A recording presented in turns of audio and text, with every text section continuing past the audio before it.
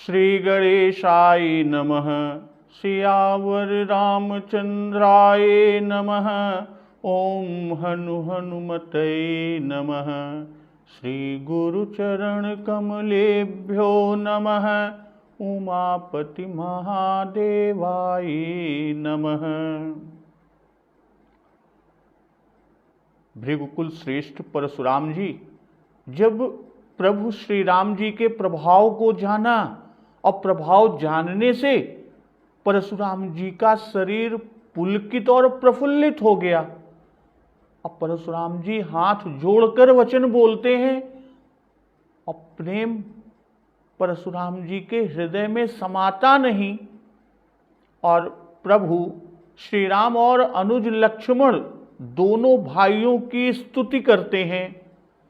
जय रघुवंश बनज बन भानु, गहन दनुज कुल दहन कृशानु।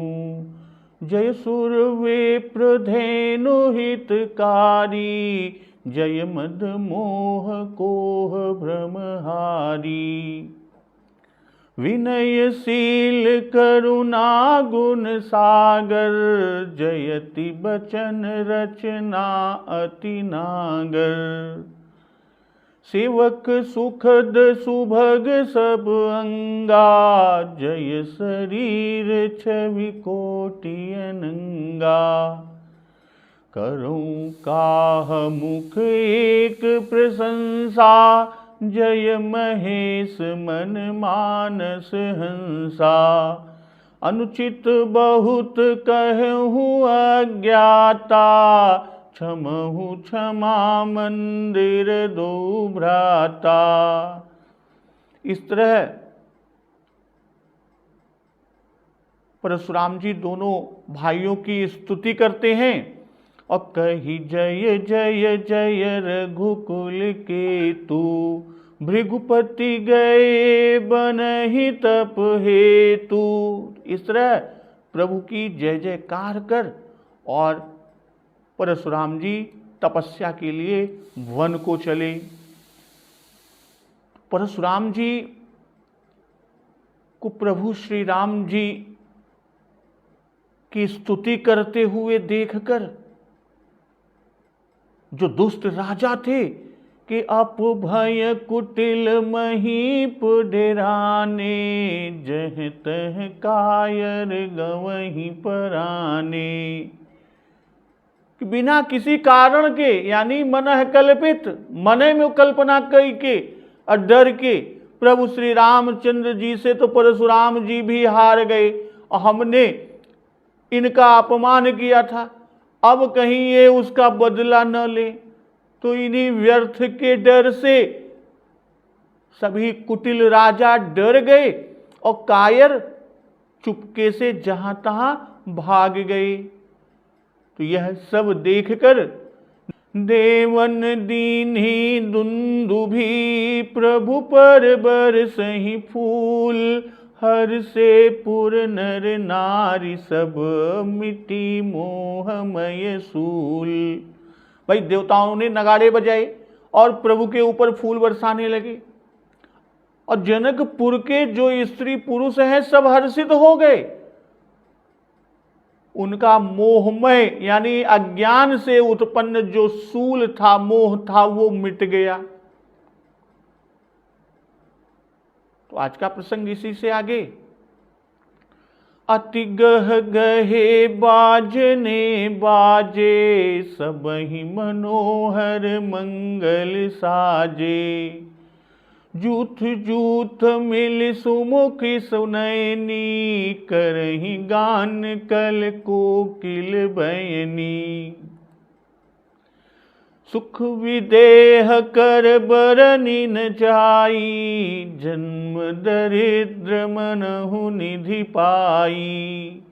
विगत त्रास भई सिय सुखारी, जनु विधुदय चकोर कुमारी। अब भाई जब स्तुति कर परशुराम जी वन को चले तो उसके बाद खूब घमाघम बाजे बजने लगे और सभी ने सुंदर मंगल साज संवार कर रखे। जूथ जूथ मिल सुमुखी सुनैनी, करही गान कल कोकिल बयनी। और सुंदर मुख वाली और सुंदर नेत्रों वाली और कोकिल बयनी और सुंदर कोकिल के समान मधुर बोलने वाली स्त्रियां झुंड की झुंड मिल मिलकर सुंदर मधुर गान करने लगी। तो सुख विदेह कर बरनी न जाई, जन्म दरिद्र मनहु निधि पाई। और विदेह राजा जनक जी का सुख वर्णन ही नहीं किया जा सकता। वह ऐसा सुख पा रहे हैं मानो जन्म की दरिद्री निधि पा गई हो। विगत त्रास भई सिय सुखारी, जनु विधुदय चकोर कुमारी। और श्री सीता जी का डर दूर हुआ और सीता जी सुखी हुई मानो चंद्रमा के उदय से चकोर कुमारी प्रसन्न हुई हो। अति गह गहे बाजने बाजे, सब ही मनोहर मंगल साजे। भाई जब धनुष टूटा तब गह गहे बाजे बजे थे कि बाजे नभ गह गहे निशाना। और जब परशुराम जी का पराजय हुआ, अजय उनको जीता, तब अति गह गहे बाजे बजे। कहने का जो भाव है कि जैसे जैसे सुख अधिक हुआ वैसे बाजे विशेष जोर से बजने लगे। भाई धनुष टूटने पर सुख हुआ था कि देखी लोग सब भय सुखारे। अब परशुराम जी को जीतने पर उससे अधिक सुख हुआ कि सब ही मनोहर मंगल साजे। भाई मंगल साज तो तभी सजाना चाहिए था जब धनुष टूटा और जयमाल पहनाया गया था। वहां तो मंगल साज सजाने का मौका ही नहीं मिला। परशुराम जी के आगमन के कारण मंगल सजाना रुक गया था। और जब परशुराम जी चले गए तब सब कोई मंगल सजाने लगे। अब बाजने बाजे, भाई सब बाजे देवताओं और मनुष्यों के बंद हो गए थे। भाई जब परशुराम जी आए तो सारे बाजे बंद हो गए, चाहे वो देवताओं के हो चाहे मनुष्यों के हो। अब सभी के बाजे बजने लगे। अब मंगल साज और गान जो बंद था सो अब वो भी होने लगा। इस सबको दुख हुआ था, अब सबको सुख हुआ। इसी से सभी कोई मंगल सजाने लगे। जूथ जूथ मिल सुमुखी सुनैनी, करही गान कल कोकिल बयनी। भाई जूथ जूथ कि यहां स्त्रियों के समुदाय की शोभा को बाबा जी बता रहे हैं। असुमुख सुनैनी से उनके मुख और नेत्र यानी अंग की, और गान कल से गान की, और कोकिल बयनी से स्वर की शोभा को बाबा गोस्वामी दास जी कह रहे हैं। श्री राम यश गान के संबंध से सुमुखी और श्री राम दर्शन के संबंध से सुनैनी कह रहे हैं। भाई गान के संबंध से कोकिल बयनी कहा और कोकिल के स्वर से गान कर रही हैं। और परशुराम जी के आगमन से जिनको दुख हुआ, परशुराम के जाने पर उन्हीं का सुख वर्णन करते हैं। जैसे दुख और सुख, परशुराम जी के आगमन पर दोहा 270 पर उल्लेख, और यहां दोहा 285 और 86 पर जो उल्लेख है दुख और सुख का। तो सुर दुख में कि सुर मुनि नाग नगर नर नारी, सोच ही सकल त्रास उर भारी। और यहां सुख मिलता है कि देवन दीनी दुंदुभी, प्रभु पर बरसहि फूल, हर से पुर नर नारी सब मिट्टी मोहमय सूल। और दुख इधर हुआ था आगमन पर कि अति डरू तरु देत नृप नाही, भृगुपति कर सुभाव। अब उनके स्वभाव को सुनकर सीता जी भी डरी कि भृगुपति कर सुभागु सुनि सीता, अरध निमेष कलप सम बीता।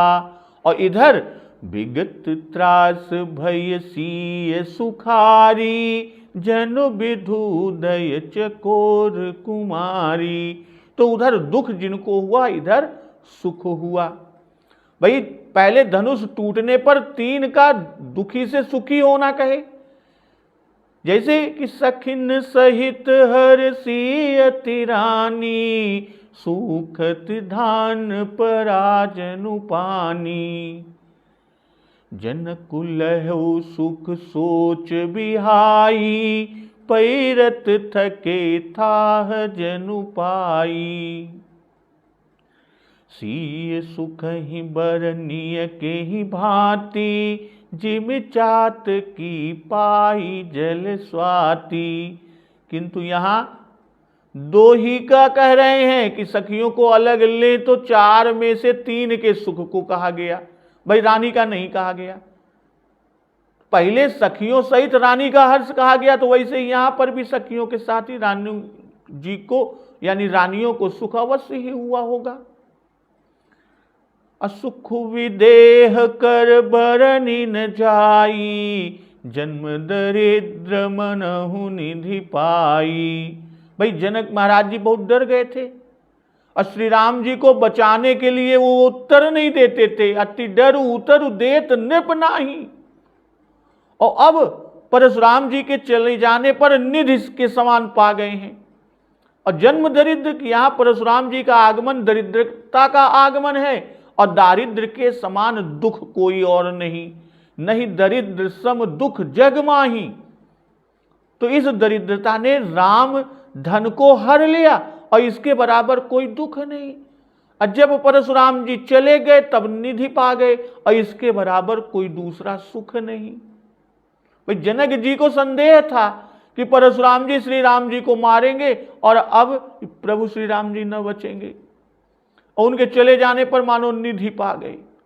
यानी श्री राम जी परशुराम जी से न बचेंगे, यह जो डर जनक महाराज जी को था, यही मानो उनका जन्म से दरिद्र हो जाना था, असो उन्हें मानो निधि मिल गई।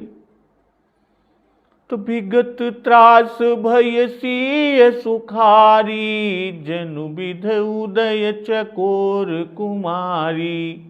भाई सूर्य के उदय से चकोर को ताप होता है, और यहां परशुराम जी का आगमन सूर्योदय, जैसे उल्लेख किते ही अवसर सुन शिव धनु भंगा, आयो भृगुकुल कमल पतंगा। तो इसी प्रकार सीता जी को परशुराम जी के आगमन से ताप हुआ कि भृगुपति कर सुभाऊ सुन सीता, अरध निमेष कलप सम बीता। भाई परशुराम जी का हार कर चले जाना सूर्य का अस्त होना है, और उनके हार कर जाने पर श्री राम जी का उदय, यही चंद्रमा का उदय है, चंद्र का उदय यही है, और जिसे देखकर श्री सीता जी चकोर कुमारी की तरह सुखी हुई। भाई श्री राम जी को पहले देखने से जो सुख सीता जी को हुआ था कि अधिक स्नेह देह भय भोरी, शरद शशि जनु चितव चकोरी। तो वही सुख परशुराम जी के चले जाने पर हुआ कि मानो श्री राम जी पुनः फिर से मिले, और यह भाव जनाने के लिए, दर्शाने के लिए दोनों जगह चंद्र चकोरी का दृष्टांत बाबा गोस्वामीदास जी दिए। और त्रास जो है विशेषगत हो गया, परशुराम जी हार कर चले गए, इसलिए अब फिर उनके लौट कर आने और बैर करने की कोई चिंता नहीं रह गई।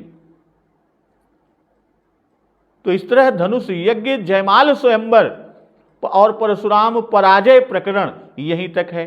अब इससे आगे श्री श्री रघुवीर विवाह प्रकरण को आज इसी क्रम में हम आगे लेके चलते हैं कि जनक कीन्ह कौशिकी प्रणामा, प्रभु प्रसाद धनु भंजऊ रामा। मोहि कृत कृत्य कीन्ह दुहु भाई, अब जो उचित सो कहिए गोसाई। कह मुनि सुनु नर नाथ प्रवीणा, रहा विबाहु चाप आधीना। टूटत ही धनु भयउ विबाहु, सुर नर नांग विदित सब काहू। भाई श्री जनक जी ने विश्वामित्र जी को प्रणाम किया और बोले कि हे प्रभु प्रभु, प्रसाद धनु भंजऊ रामा, कि आपकी कृपा से, आपके प्रसाद से श्री राम जी ने धनुष को तोड़ा है। अब मोहि कृत कृत्य कीन दूह भाई, और दोनों भाइयों ने मुझे कृतार्थ किया, कृतकृत्य किया। तो अब जो उचित सो कहिए गोसाई, कि हे गोसाई अब जो करना उचित हो वह कहिए।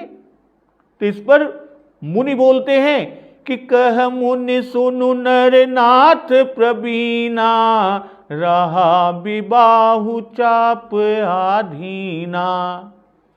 तो मुनि जी बोल रहे हैं कि हे चतुर नृपति नरनाथ, सुनिए, विवाह तो धनुष के अधीन था, रहा विबाहु चाप आधीना, तो उसी धनुष के अधीन विवाह था।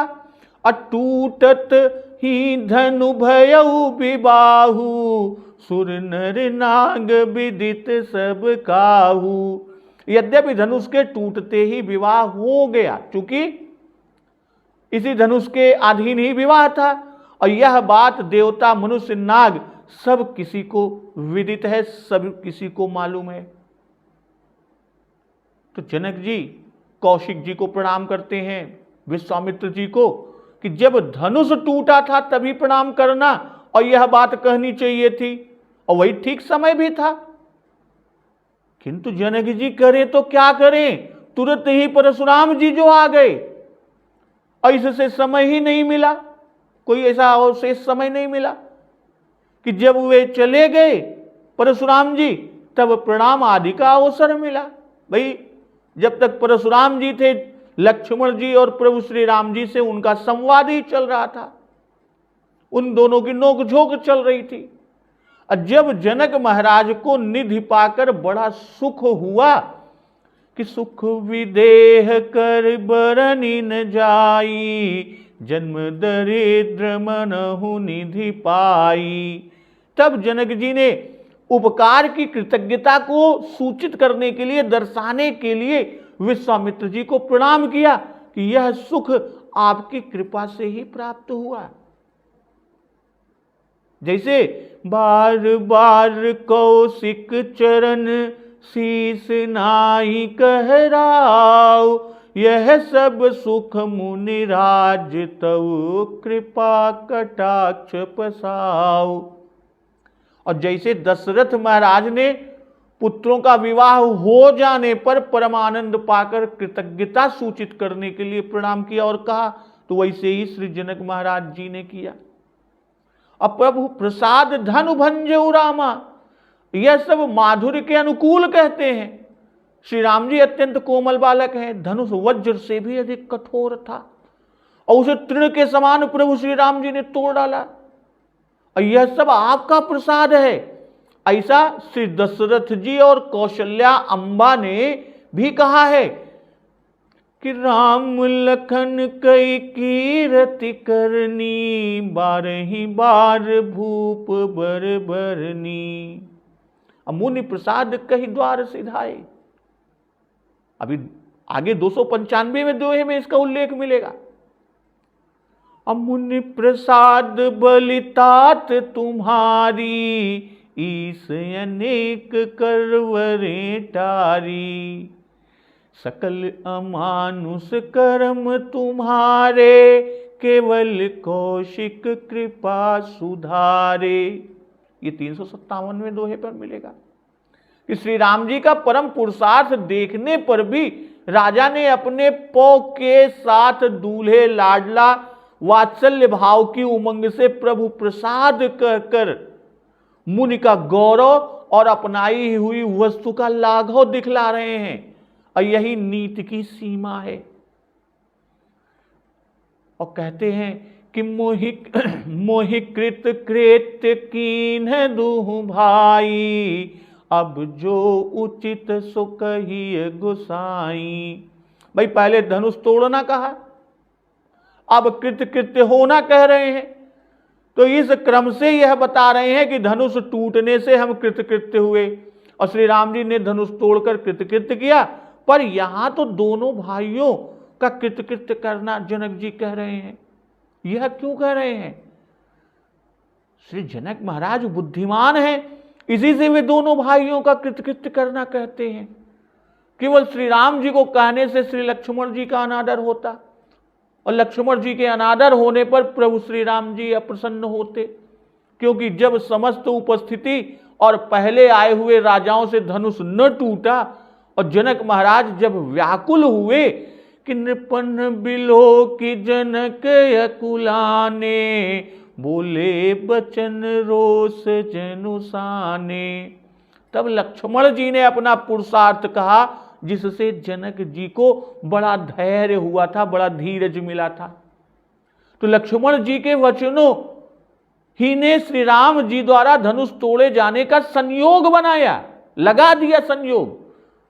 और फिर जब श्री राम जी धनुष तोड़ने के हुए तो लक्ष्मण जी ने चरण से ब्रह्मांड को दबाया और भूधरों को पृथ्वी धारण करने की आज्ञा दी।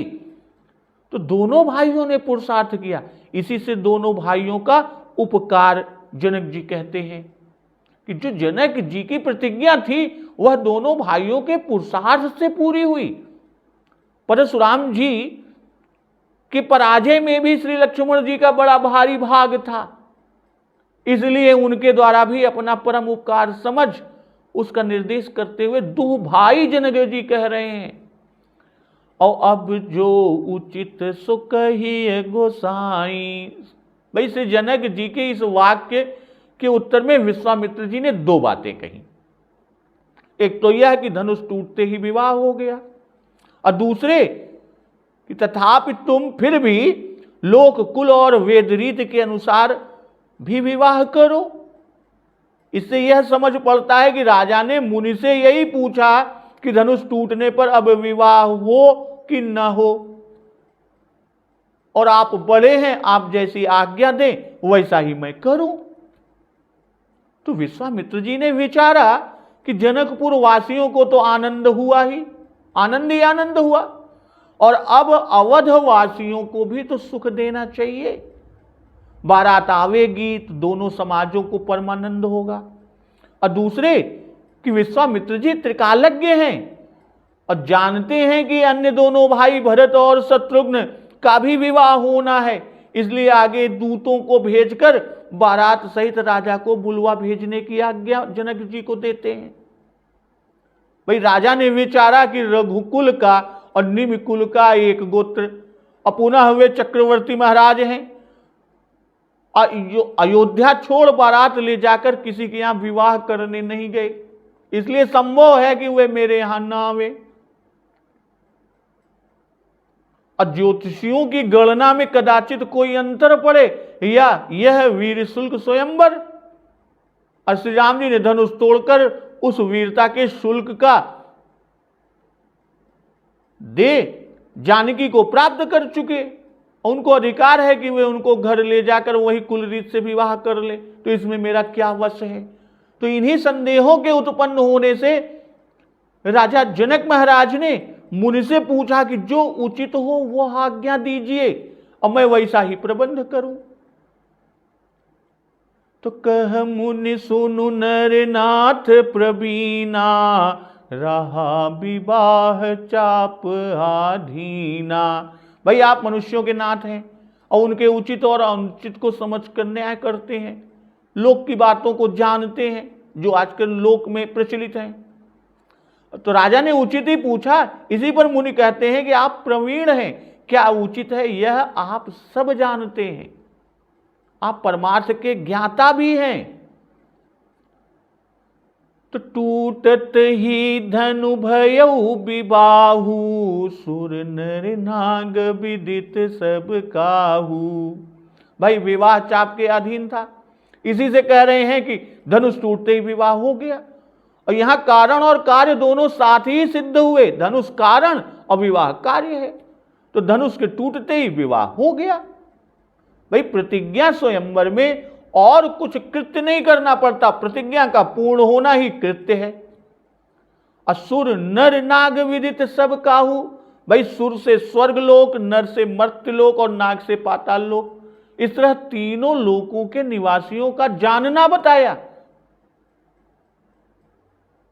क्योंकि इस स्वयंवर में सब लोगों के वीर आए हुए थे कि देव धनुज धरि मनुज शरीरा, विपुल वीर आए रणधीरा।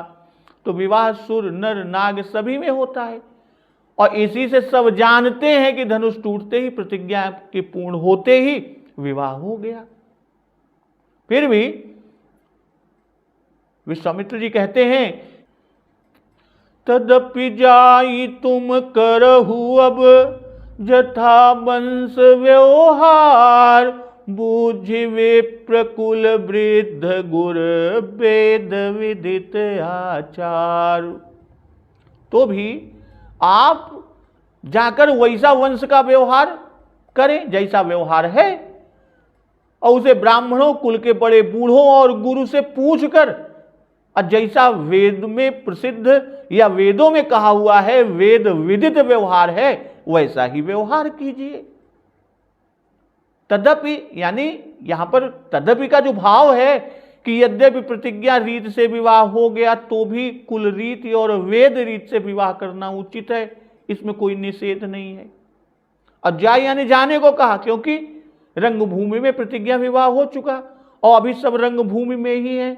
लोक रीति, वंश व्यवहार और वेद रीति एक घर में होगी, इसलिए घर जाने को कह रहे हैं। और अब कि बिना धनुष टूटे वंश व्यवहार और वेद व्यवहार नहीं हो सकते थे, भाई प्रतिज्ञा पूरी हो गई, इसलिए अब जाकर उसे करो।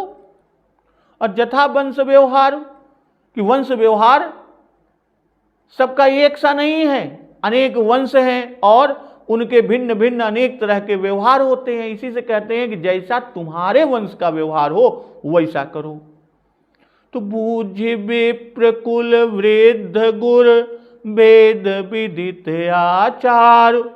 भाई ब्राह्मणों से पूछो, वे विवाह का मुहूर्त बतावेंगे। कुल के वृद्ध व्यक्तियों से पूछें, वे कुल की रीति को बतावेंगे। गुरु से पूछें, वे वेद युक्त या वेद व्यवहार की बात बतावेंगे। अब वेद विदित आचार, वंश व्यवहार विदित नहीं है, उसे कुल वृद्ध लोग, वंश के जो वृद्ध लोग हैं कुल के, वो जानते हैं। और वेद में जो आचार है यह सब वेदज्ञ गुरुजन जानते हैं। इसी से धर्म कार्य की मर्यादा को बताई कि कुल आचार और वेद आचार दोनों करने चाहिए, और निज निज मति अनुसार नहीं, किंतु किसके अनुसार? विप्र, कुल वृद्ध और गुरु की सम्मति से करना चाहिए।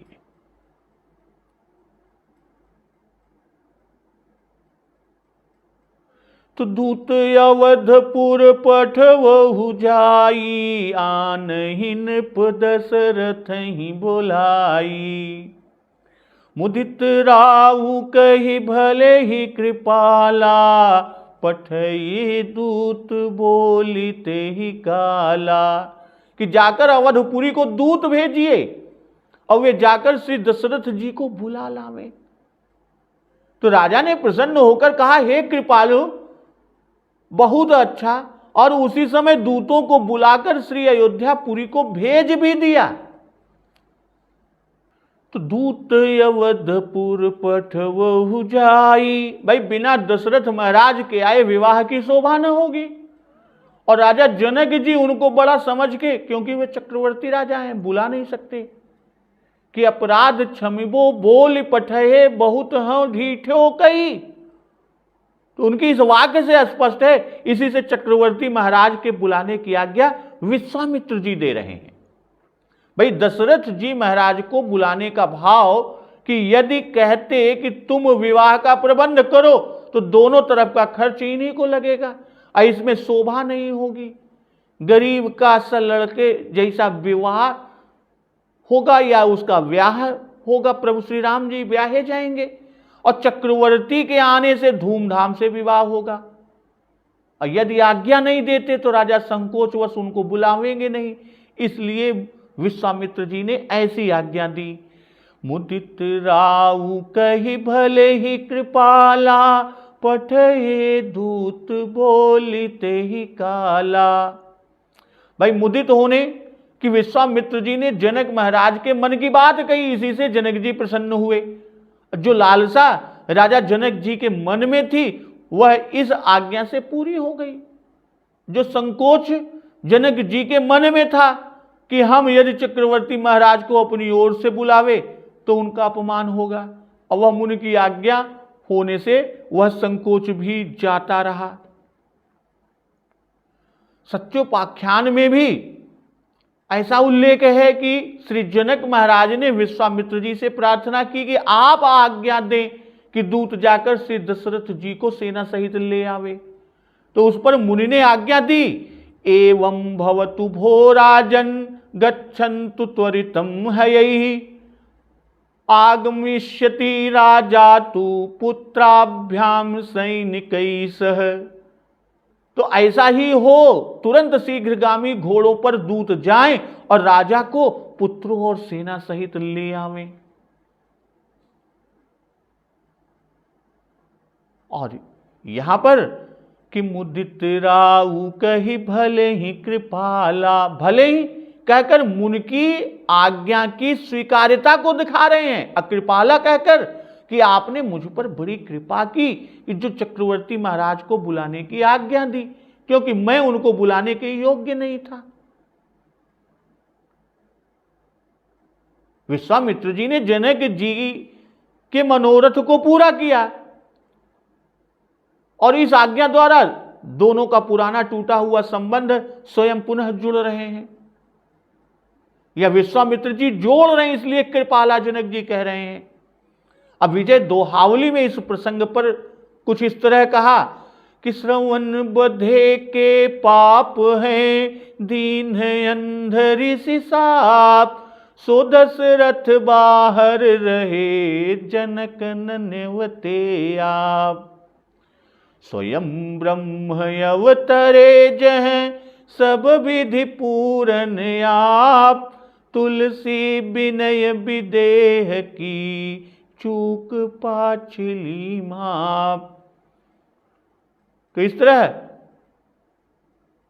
विश्वामित्र जी की आज्ञा के बाद पठई दूत बोलिते ही काला।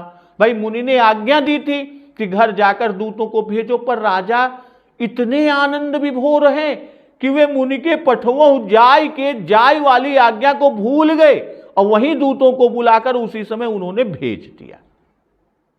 यानी दूत वहीं रंगभूमि में उपस्थित रहे होंगे, इससे मुनि के सामने ही अपने पास बुलाया और बुलाकर वहीं से भेजा, जिससे यह दूतों का भेजा जाना मुनि की ही आज्ञा से लोग समझें कि मुनि ने ही उन्हें भेजा है, मैंने नहीं भेजा।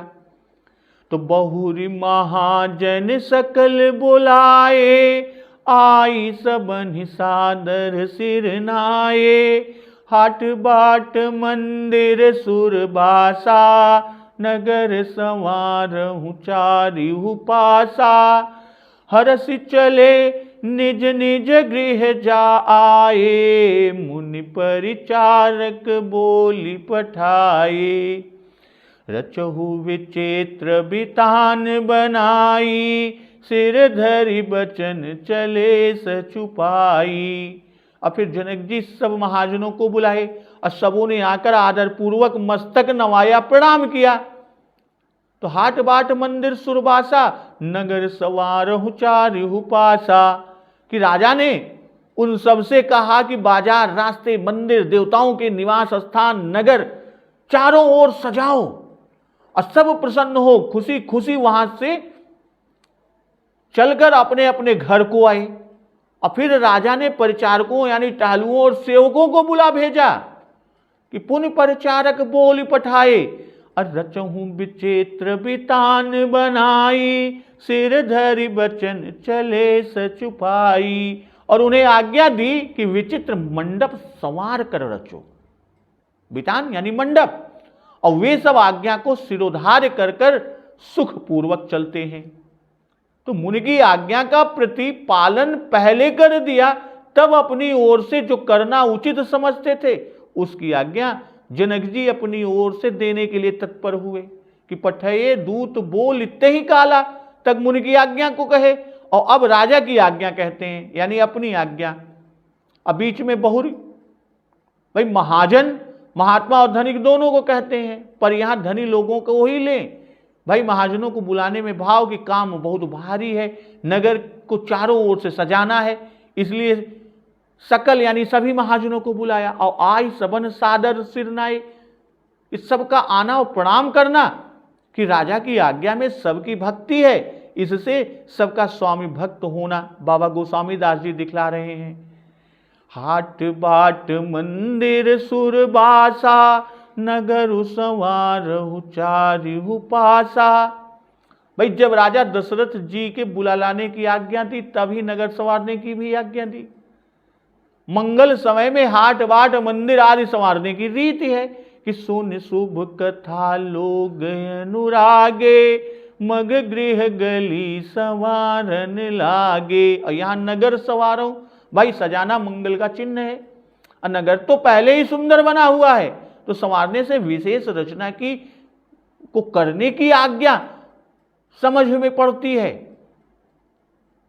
कि बनईन बरनत नगर निकाई, जहां जाई मन तहीं लोभाई। नगर तो पहले से ही बड़ा सुंदर है, तो यहां संवारने से बंधनवार, पताका, केतु आदि के लगाना को दर्शा रहे हैं और यह प्रीति की रीति को दिखाते हैं।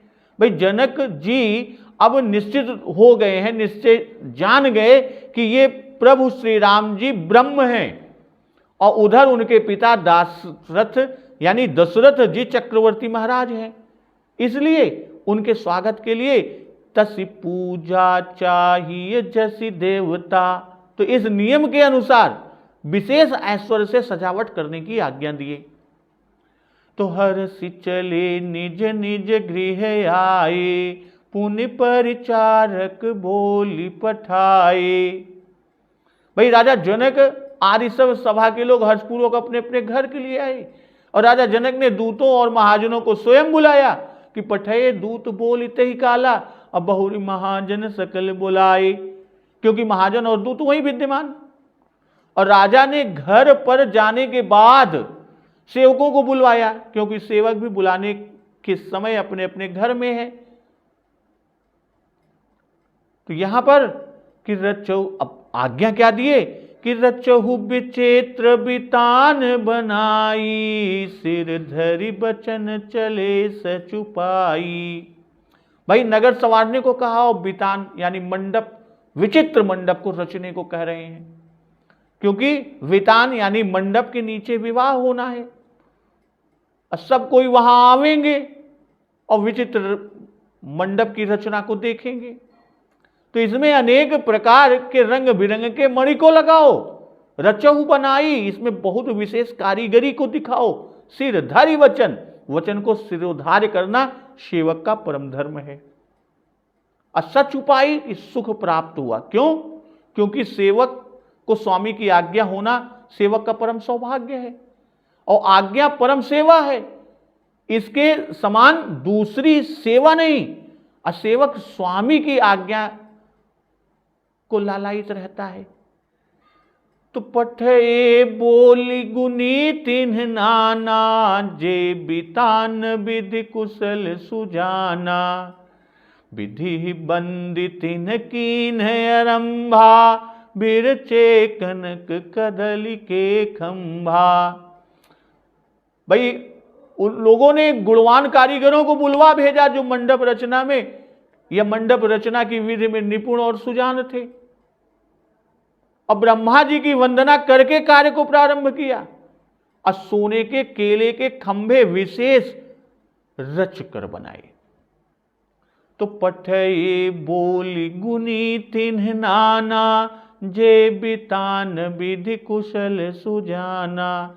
भाई बहुत परिचारकों को आज्ञा दी गई, भाई मंडप में बहुत काम है और बारात आने के पूर्व ही मंडप को तैयार हो जाना चाहिए।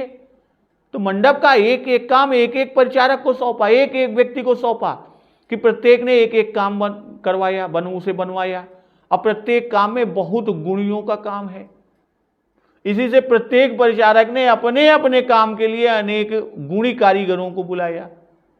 भाई यदि सब काम न्यारे न्यारे न होते तो एक ही से कहकर अनेक गुणवानों को बुलवा लेते। भाई मंडप का काम भारी है, अनेक कामदारों को सौंपा। अकुशल अर्थात वितान बनाने में जो प्रवीण है, विधि जानने में सुजान है, बनाने की क्रिया में कुशल है और जानने में सुजान है, काम करने में कुशल और कारीगरी की विधि में सुजान है। यानी सब बात सब नहीं जानते, इससे नाना गुणी लोग बुलाए गए। विधि बंदितिन कीन है अरंभा, बिरचे कनक कदली के खंभा। भाई ब्रह्मा जी रचना के आचार्य हैं और ये सृष्टि के रचयिता हैं। कैसी विचित्र सृष्टि ब्रह्मा जी ने रची है, तो रचना करने में इनसे बढ़कर कोई और है ही नहीं, कोई दूसरा नहीं। इससे उनकी वंदना करके कार्य का आरंभ किया, जिसमें वितान की रचना उत्तम हो जाए।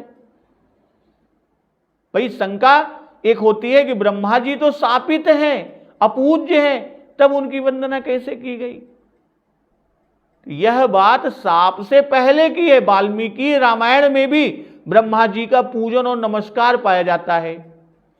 पूजयामास तम देवं पाद्यार्घ्यासन वंदनई, प्रणम्य विधिवच्चैनम पृष्ठा चैव निरामयम। अर्थात ब्रह्मा जी को देखकर वाल्मीकि जी ने पाद्य, अर्घ्य, आसन और स्तुति द्वारा उनकी पूजा की और विधिवत प्रणाम करके उनसे कुशल प्रश्न किया। और दूसरे, यहां तो पूजा नहीं किंतु वंदना मात्र की गई है, तो पूजा भले ही बंद हो पर नमस्कार करना तो बंद नहीं है। और सभी ऋषिश्वर उनको प्रणाम करते हैं। तो जिस कार्य में जिस देवी देवता का वंदन पूजन आदि शास्त्र विधि हो उसे करना ही चाहिए, नहीं तो विघ्न उपस्थित होते हैं। जैसे अयोध्या कांड में नगर संवारने में वंदन न होने से राज्याभिषेक में विघ्न हुआ। तो मंडप में पहले खंभे गाड़े जाते हैं, पीछे वह छाया जाता है। भाई जो पहले खंभे रचे, क्योंकि मंडप या वितान इन्हीं के आश्रित रहता है। केले का वृक्ष मांगलिक है और मंगल कार्यों में केले के खंभे लगाए जाते हैं। अगुणियों ने मंगल रचना से ही आरंभ किया। केले का खंभा पीतवर्ण होता है और स्वर्ण भी पीतवर्ण है, इसलिए स्वर्ण के खंभे बनाए, और कोई स्वर्ण हरित होता है उसके खंभे बनाए। तो मंडप के चारों कोनों में केले के खंभे गाड़े जाते हैं। इसी से इन्होंने चारों कोनों में खंभों को रचा जो देखने में केले जैसे जान पड़ते हैं। तो इस तरह हरित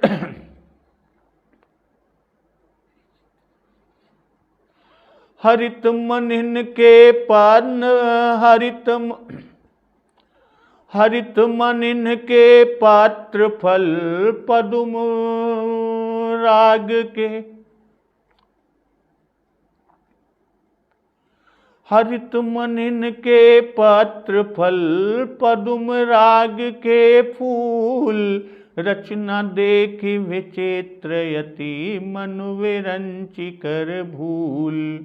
तो इस तरह मंडप या वितान की रचना ब्रह्मा जी की स्तुति के साथ करते हैं। और मंडप कैसा बनता है, रूप कैसा है, उसका सौंदर्य कैसा है, तो इसका अमृत रसपान हम लोग अगले दिवस की कथा में करेंगे। तो एक बार जोर से बोलिए सियावर रामचंद्र की जय, पवन सुत हनुमान की जय। जगत जननी मां जगदम्बा की जय, गुरुदेव भगवान की जय, उमापति महादेव की जय। जय श्री राम।